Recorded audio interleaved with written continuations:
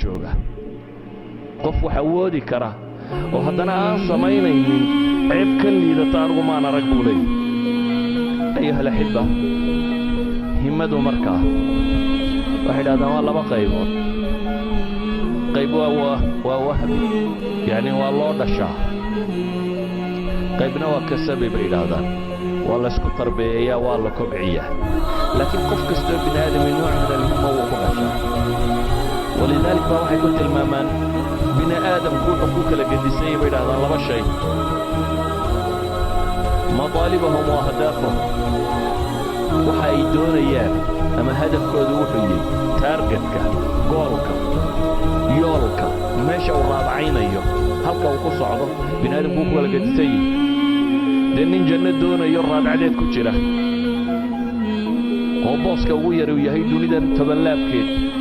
iyo nin qurus yara dunidana qayb ka mid ah ku mashquul waa kala nooc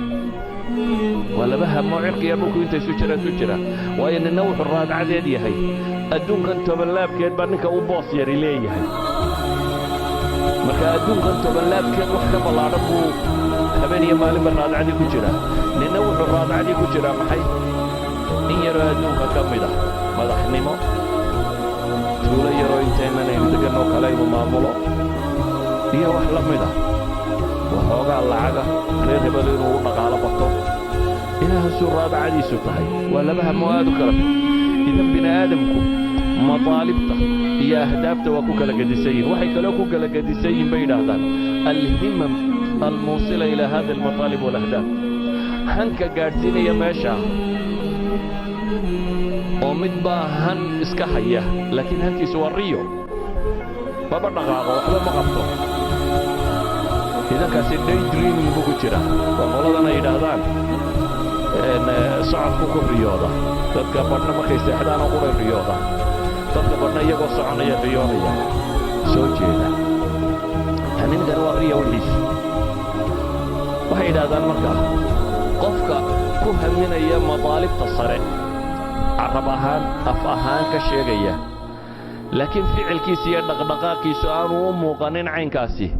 waa mutamanni bay yidhaahdeen maqruura laysa biamaniyikum walaa amaniyi ahli alkitaab man yacmal suu'an yujza bihi baa ilaahay leeyahy subxaana wa tacaala ammaanidiinna waxaa iskaga yididooloonaysaan ma aha baa ilaahay leeyahy iyo ahlu kitaabku iyaguna waxay ku yididooloonayaan ee man yacmal suu'an yujza bihi ciddii xuma samaysa waa lagu abaalmarinaya idan qofka isagu hammi baan leeyahay leh laakiin ficil aanu ka muuqanini kaasi waa mutamanni ama waa maqruur waa mid la kadiyey mataalib addunya tamanni qura laguma gaadho ee addunya ghallaaba bay yidhaahdeen waa rag iska dhicin iyo loolan ayaa lagu gaadhaa oo loolanka ay ugu horrayso naftaada aad la loolanto wax ku xidhxidha naftaada ugu adag إن الله لا يغير ما بقوم حتى يغيروا ما بأنفسهم ما بالأنفس هدانت شبينين واضح حدانتي واتين هراوت المامنين إنه سلسلة نفتك شبينينه معنى هذا هدانت حرقا كوات شبين فعلكم ما بصعده ولذلك الدنيا غلابة بيدادان وحلقوا قاعدها لقدا إذن ضدك وحكم دقار كو سوى جروبنا iyaga marka horeba hamigooda liita oo safaasif al-umur iyo wixii liita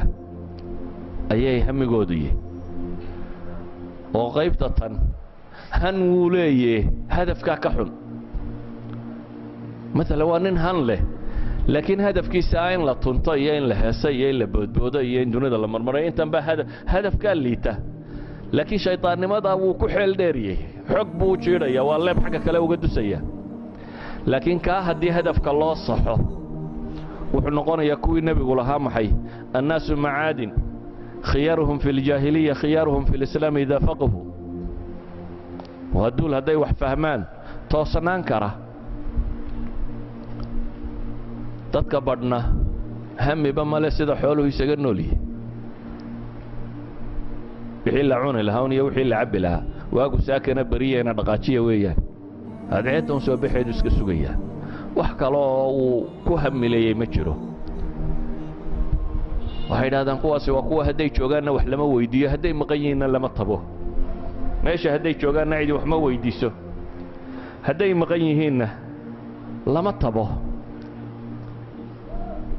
erayadaasi afarta kooxood aynu u qaybinay bitacbiir ibn alqayim haddaynu soo qaadanay wuxuu leeyahay bini aadamku wuxuu ku kala gedisan yahay buu yidhi laba shay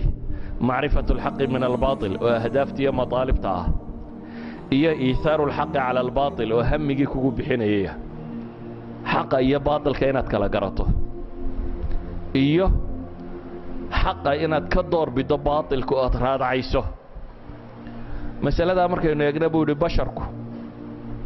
aqsaama faray u qaybsamaan kooxda ugu sarraysaa buu leeyay waa ambiyada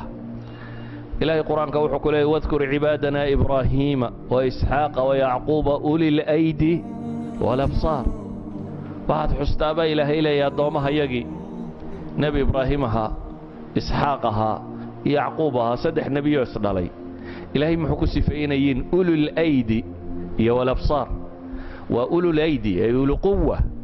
quwa nafsiya himma caaliya quwa camaliya bay leeyihiin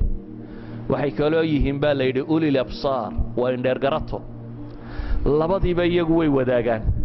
hadafkuna wuu u cadiyey oo xaq iyo baatil way kala garanayaan meesha lagu socdo ahdaafta korraysa iyo kuwa dani ah waa u kala soocan yihiin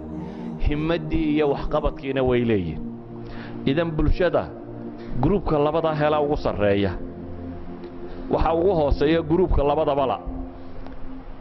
man laysa lahu basiira wa huwa daciif aragti fogna ma leh hamad wax qabata iyo awood wax ku qabtana ma leh aqoonina ma jirto hamina ma jiro kaasina waa kaynu lahayn isagu tirsis maaha qayb saddexaad baa jirta hadafka wuu garanayaa laakiin hamadiisaa yar waa almu'min daciifkuu nebigu ku tilmaamay hadafku wuu garanayaa janno iyo naar laga baxsoo janno la qabto ilaahay la raadceeyo adduunku aanu fogayn hadafkaasi waa u cadyahay laakiin waa daciifu lhimma waxqabadkiisaa yar aragtidaasi intuu u socdo ayaa gaaban qaybta saddexaad afraadna waa qolada cagsigeedoo casiimay leeyihin iyo himma laakiin basiiradoodaa liidata idan wixii dhaqaaqaba way iska raacayaan laakiin raacistoodaa xawli ku soconaysa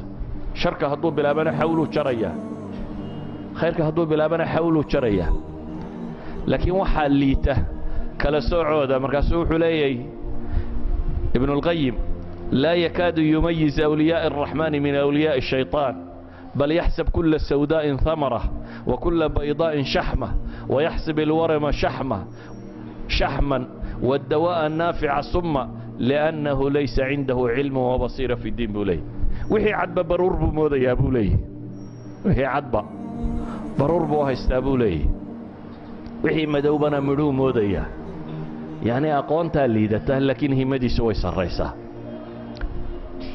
كوح قرى هجانك وعدنته وجعلنا منهم أئمة يهدون بأمرنا لما صبروا وكانوا بآياتنا يوقنون اليقين والصبر كوحدة سوقنا أيها هجانوا عنتنته ولذلك أيها الأحبة وحين لنا قفك هنكو يا همة سريسة ميلان عمل كأبو قارن بي حتى أبو قارسين كرتا آخره النبي عليه الصلاة والسلام حديث كينوت المامي من هم بحسنة فلم يعملها كتبها الله عنده حسنة كاملة ننك هوناك كهمية حتى أنا يسر تقلين نقبطه إلهي وحو قرى محي حسنة كاملة بالليل